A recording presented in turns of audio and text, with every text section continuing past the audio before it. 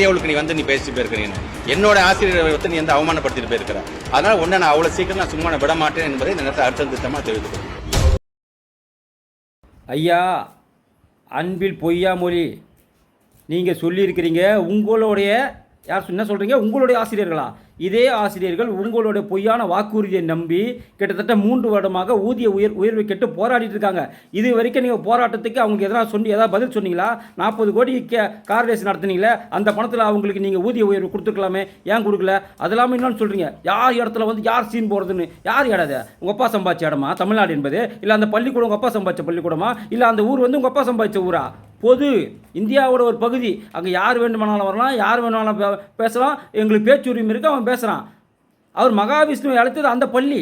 அது மட்டும் இல்லாமல் மகாவிஷ்ணு மூட நம்பிக்கைகளை மக்கள் மத்தியில் பரப்புகிறார் நீங்கள் சொன்னீங்கன்னாக்கா, 2000 வருஷமாக்கா உயிர் தெழுவார் நீங்கள் சொல்கிற ஒருத்தர் இது வரைக்கும் உயிர் தெரியலையே. அப்போ அதை நம்பி ஒரு கூட்டம் இருக்கே, அது பேர் பகுத்தறிவா? அதையும் நீங்கள் கேள்வி கேட்கணும். அது மட்டும் இல்லாமல் என்னுடைய ஒரு மதம் சொல்லுது, என்னுடைய புனித தலத்துக்கு நீ வந்தால் மட்டும்தான் உனக்கு சொர்க்கத்தில் இடம் கிடைக்குன்னு சொல்லுது. அது பேர் பகுத்தறிவா? அதையும் நீங்கள் கேட்கணும். அப்போ அதெல்லாம் வந்து மூட நம்பிக்கை கிடையாதா? அதெல்லாம் விடுங்க. உங்களுடைய தலைவர் இருக்கார முன்னாள் முதலமைச்சர், அவருடைய சமாதியில் தயிர் வடையை திரும்ப வச்சிங்களே, அவர் வந்து எழுந்து சாப்பிடுவார்னு. அப்போ அது பேர் பகுத்தறிவா? அது மூட நம்பிக்கை கிடையாதா? அப்படி பார்த்தால் ஒட்டு மொத்தமாக மூட நம்பிக்கை தான். ஏன் இப்போ முருகருக்கு கிட்டத்தட்ட ஒரு 300 கோடியில் இன்றைக்கி விழா எடுத்தீங்களே, முருகர் பிறந்ததை நீ பார்த்தியா? முருகர் பிறந்தது ஸ்டாலின் பார்த்தாரா? முருகர் பிறந்த கலைஞர் பார்த்தாரா? ஏன் இந்த அறநிலைத்துறை அமைச்சர் இருக்காரு, அவர் பார்த்தாரா முருகர் பிறந்ததை? இல்லை அவர் தான் பிரசவம் பார்த்தாரா? அப்போ அது பேர் மூட நம்பிக்கை கிடையாதா?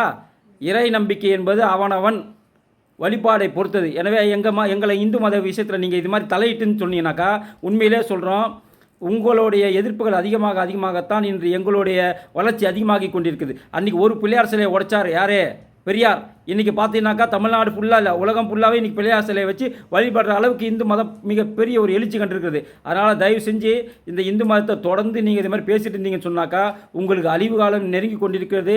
எதை மூட நம்பிக்கை நீங்கள் சொல்கிறீங்களோ அந்த மூட நம்பிக்கையை உங்களை அழித்துவிடும், உங்கள் சந்ததியை இல்லாமல் செய்துவிடும். எனவே தயவு செய்து இந்து மதத்தில் கர்ம